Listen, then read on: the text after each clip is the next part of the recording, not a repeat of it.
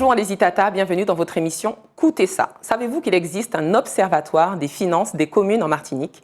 Et pour en parler, j'ai le plaisir de recevoir le directeur de l'Agence française de développement, M. Nicolas Picciotino. Bonjour Nicolas. Bonjour Astrid. Vous allez bien? Très bien et vous? Ça va, merci. Donc, dans un premier temps, est-ce que vous pouvez nous présenter ce qu'est l'Agence française de développement? Bien entendu.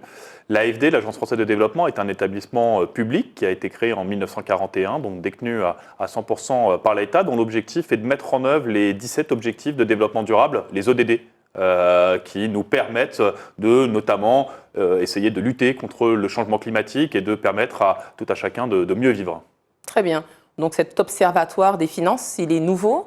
Des finances des communes, c'est quelque chose de nouveau. Alors j'ai compris que c'est la 3e édition, mais c'est né de quoi? Pourquoi avoir créé un observatoire des finances? Alors, pour plusieurs raisons. La première déjà, c'est que la déclinaison des actions de l'Agence française de développement à la Martinique, on l'a rassemblé dans une sorte de slogan qui est agir pour une transition durable et solidaire du territoire. Donc on va évidemment mettre le développement durable au centre de nos projets, mais aussi la conservation du lien social qui est extrêmement importante pour notre territoire martiniquais. Et pour ce faire, on travaille énormément, c'est 80% de notre activité, avec les collectivités territoriales. Et on s'est rendu compte qu'il y avait un certain nombre de données, d'informations qui étaient disponibles gratuitement et pour le grand public qui n'étaient pas assez utilisées. Et donc on s'est fixé comme objectif, vous avez raison de le souligner, il y a 3 ans, d'essayer de vulgariser un petit peu comment évoluent les finances de nos collectivités territoriales en Martinique. Vulgariser parce que c'était une demande du grand public, c'était une demande de qui particulièrement? C'est une demande à la fois des administratifs, des élus aussi qui aiment bien se comparer, et puis on pense que c'est aussi intéressant de pouvoir le diffuser auprès du grand public. Il y a un certain nombre d'informations que lorsqu'on en discute avec des gens, ne sont pas forcément au courant qu'elles sont à disposition ou aimeraient pouvoir mieux les analyser. Donc ça répond à une demande un peu globale. Oui, et puis pour plus de transparence aussi, je pense que c'est intéressant de permettre aux gens de voir ce qui est fait avec leur argent et ce qui est fait de l'argent des communes. Oui, tout à fait. Toujours cette question de la redevabilité. D'ailleurs, à l'AFD, on y est confronté aussi. On reçoit de l'argent public et donc on publie régulièrement des évaluations pour expliquer ce que l'on fait avec cet argent. Je trouve que c'est aussi tout à fait normal que les communes, elles le font. D'ailleurs, c'est une obligation. Les comptes sont publics, mais ils sont peut-être un petit peu difficilement accessibles par le commun des mortels. Et donc, du coup, on s'est fixé comme objectif de pouvoir le rendre un peu plus digeste. Très bien. Donc, il y a eu un bilan en 2020, puis 2021. Comment ça s'est passé par rapport à la crise sanitaire de 2020? Qu'est-ce que vous en avez tiré? Et puis 2021, quelle est la tendance justement? Alors écoutez, oui, on ne peut pas obérer lorsqu'on regarde l'évolution des finances des communes, cette crise sanitaire qui nous a quand même touchés pendant 2 ans et qui nous a fortement impacté. Mais ce qu'on peut quand même globalement constater, c'est que les finances des communes ont bien résisté. Il faut savoir que notamment au niveau des recettes, on a cette question de l'octroi de mer qui revient régulièrement, qui est la recette principale des communes et qui a plutôt bien résisté malgré tout ce qu'on aurait pu penser, notamment ce confinement.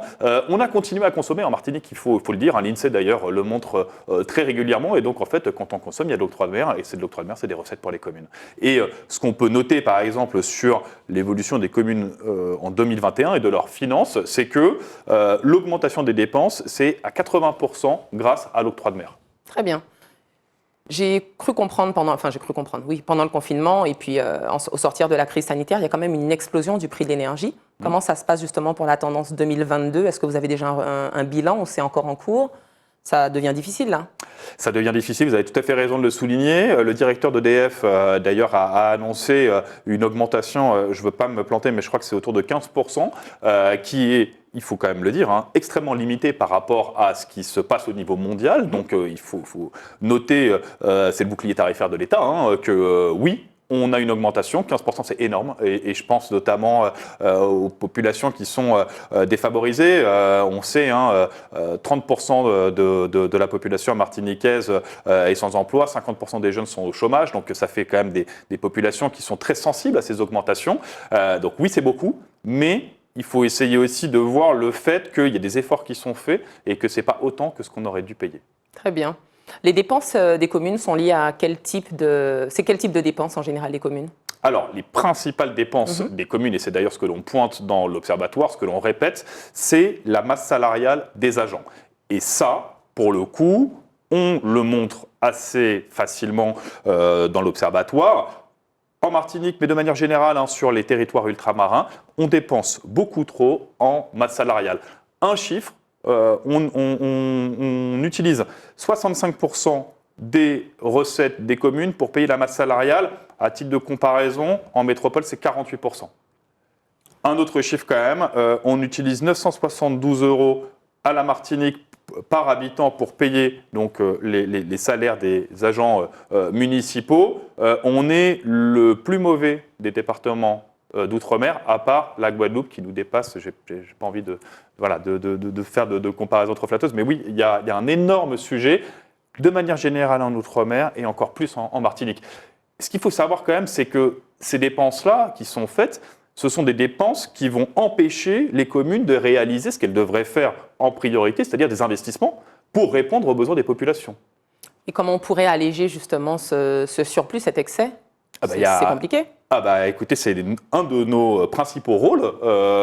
On travaille avec les communes. À les accompagner? Oui, exactement. On propose des accompagnements gratuits. On met à disposition des consultants spécialisés sur la gestion des ressources humaines qui vont, dans les communes, faire des diagnostics et qui vont ensuite faire des recommandations. C'est un combat qui est loin d'être perdu.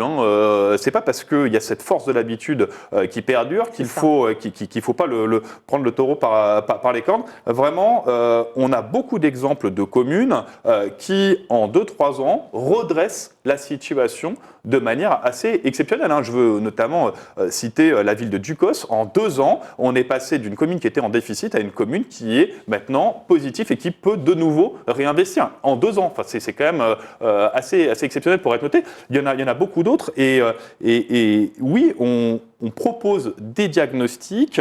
Encore une fois, c'est gratuit et ça, j'insiste dessus. Ça ne coûte rien à la commune. Ce qu'on aime aussi passer comme message, c'est essayer de lutter contre cette habitude de, lorsqu'il y a un agent qui va partir à la retraite, moi j'ai entendu beaucoup de maires qui me disaient c'est compliqué parce qu'il vient dans mon bureau avec son fils, sa fille, son cousin, en disant c'est lui qui va me remplacer. Non, en fait, ce qu'on voudrait que les maires mettent en place comme principe, c'est que lorsqu'il y a un départ à la retraite, on se pose la question, est-ce qu'on est obligé de le remplacer ?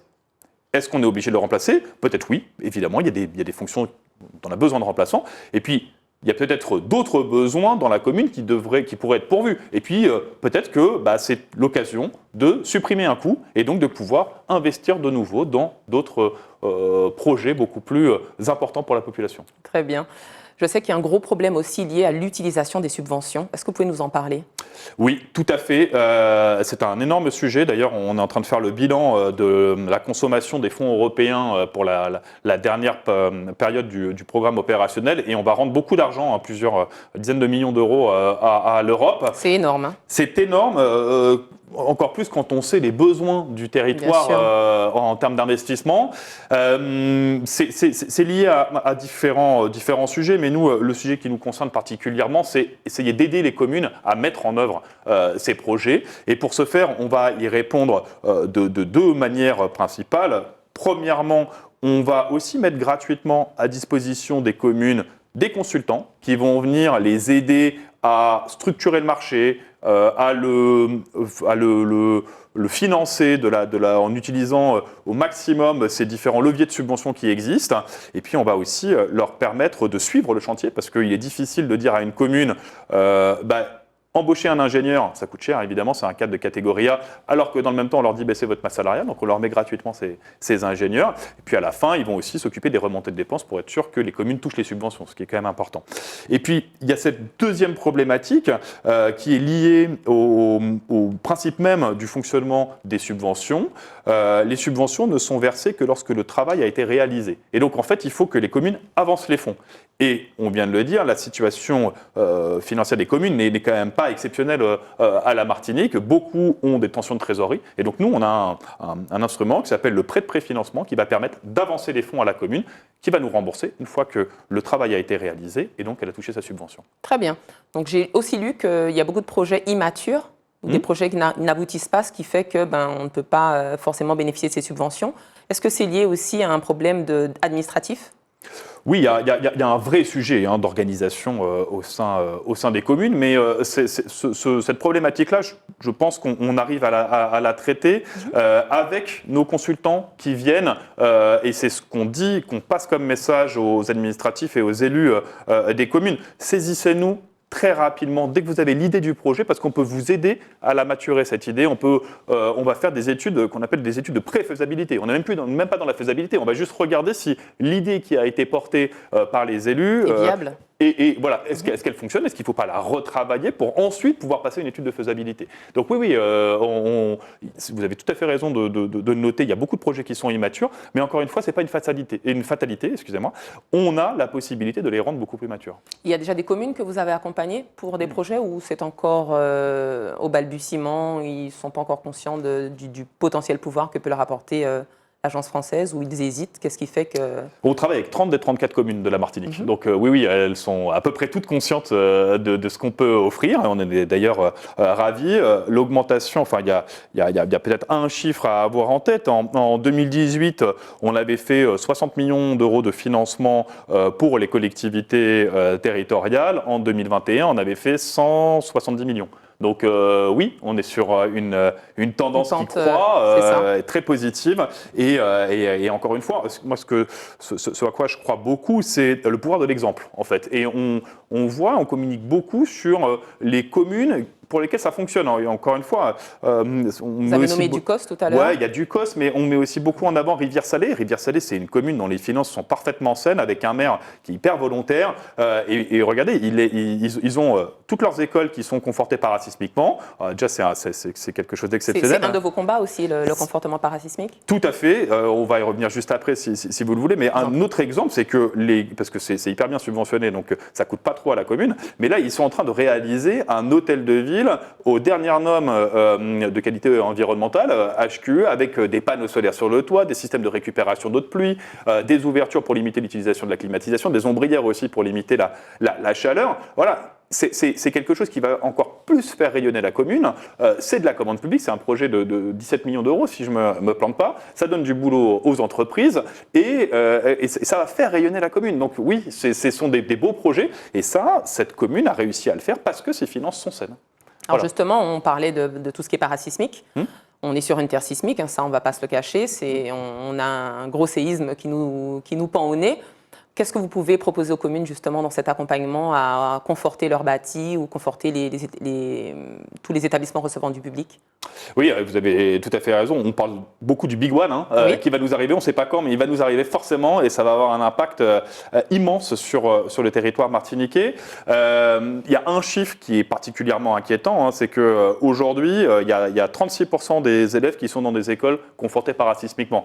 Moi, je le vois de façon complètement inverse. Ça veut dire que 64% des élèves sont dans des écoles qui ne sont pas confortées parasismiquement. Et donc, ça veut dire que s'il y a le Big One qui arrive pendant une journée classique, un lundi à 10h, je ne sais pas combien il y a de morts, mais ça va être hyper compliqué, d'autant plus que les moyens existent. Et ça, c'est vraiment extrêmement important. L'Europe, l'État, la CTM se sont tous unis pour mettre en place le plan séisme Antilles. On en est à la 3e édition. Cette année, c'est pour les 5 prochaines années, il y a 500 millions d'euros quand même à disposition. Ce sont des opérations qui ne coûtent rien aux communes, rien du tout.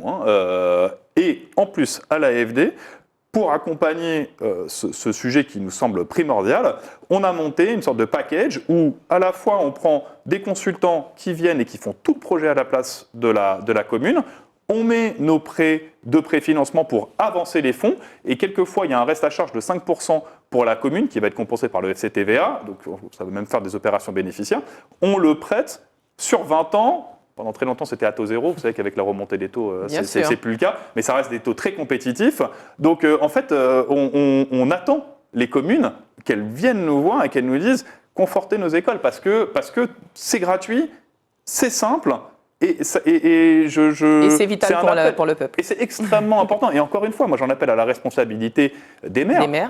Je ne sais pas comment ils pourront justifier s'il y a un séisme et que des écoles sont touchées, que des enfants sont impactés, comment ils pourront justifier le fait que les écoles n'ont pas été confortées? Très bien. En tout cas, j'espère que le message est passé. Moi aussi, j'espère, et je compte sur vous pour le faire passer. C'est aussi pour ça qu'on communique beaucoup. L'objectif, c'est aussi de sensibiliser les Martiniquaises et les Martiniquais et ne pas hésiter à aller voir vos maires en leur disant conforter les écoles. L'AFD a les moyens de le faire et ça ne vous coûtera rien. Très bien. Bon, malheureusement, Monsieur Picciotino, l'émission touche à sa fin.